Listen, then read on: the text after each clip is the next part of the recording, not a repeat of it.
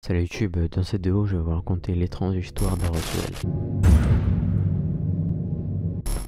Tout commença le soir du 2 juillet 1947. Des personnes voient une sorte de disque traverser le ciel pour à la fin exploser en éclats au-dessus d'un ranch près de Roswell au Nouveau-Mexique. Le 8 juillet, c'est-à-dire 6 jours après la découverte, l'armée envoie un communiqué affirmant qu'il détient les restes d'un ovni. Mais la vraie question est, un ovni s'est-il bien écrasé à Roswell en juillet 1947? Durant les 3 jours qui ont précédé le crash de Roswell, il y a eu 88 apparitions d'ovnis dans 24 états. C'est au-dessus du ranch de McBrassel qu'un disque semble frappé par la foudre, dispersant une grande quantité de débris au sol. Il poursuit néanmoins sa route avant de s'écraser près de la ville de Magdalena, à plus de 200 km de là. Cette photo, prise en 1967, montrerait un engin spatial au-dessous de Zanesville, dans l'Ohio. C'est le même genre d'objet qui a été observé à Roswell en 1940. McBrassel prévient avec du retard le shérif de sa découverte qui se rend sur les lieux. Il déclara avoir vu de nombreux débris, une zone noircie et 4 corps étranges. Il avertit alors la base militaire la plus proche. Ce n'est que le 6 juillet que l'officier chargé du renseignement à la base de Roswell, le major Jesse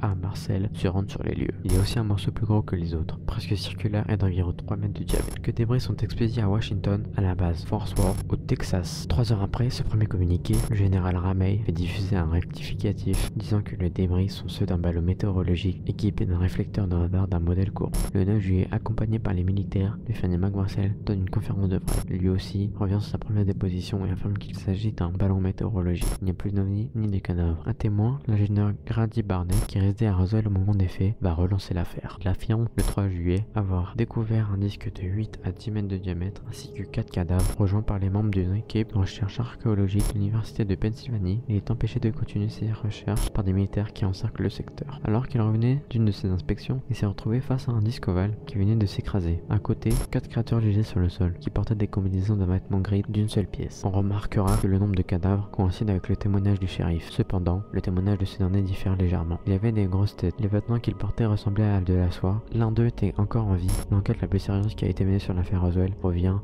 des docteurs Jean Sider et Leonard Stringfield. Le portrait robot qui suit est appuyé sur le témoignage du docteur Wiesberg de Nicolas von Poppen, spécialiste d'analyse photographique des métaux, engagé par l'armée pour prendre les clichés du vaisseau accidenté, et du sergent Melvin E. Brown, un des membres de l'équipe chargée de récupérer les restes de l'épave. Il n'existe que des témoignages fragmentaires des médecins qui auraient autopsié les occupants du disque. Leur recoupement opéré entre eux par le chercheur Leonard Stringfield donne le portrait suivant. Taille entre 1m20 et 1m30, tête chauve, tête proportionnellement plus grosse que chez l'homme, grands yeux écartés et un peu bridés, pas de lobe d'oreille autour de l'orifice auditif, nez pratiquement inexistant, bouche réduite à une simple fente, jambes et bras très fins, mains 4 ou 5 doigts, peau rude et grisâtre, sont de type inconnu. Certains portent des symboles indéchiffrables. En 1947, le major avait ramené chez lui quelques débris pour les montrer à sa femme et à son fils avant de les ramener à la base. En 1978, son fils, Jesse Marcel Jr., a fait d'étonnantes révélations. Ce qui différencie les pièces, c'était une série d'inscriptions, la boute en forme de I comportait une sorte d'écriture. Cela ressemblait à des formes géométriques et à des symboles.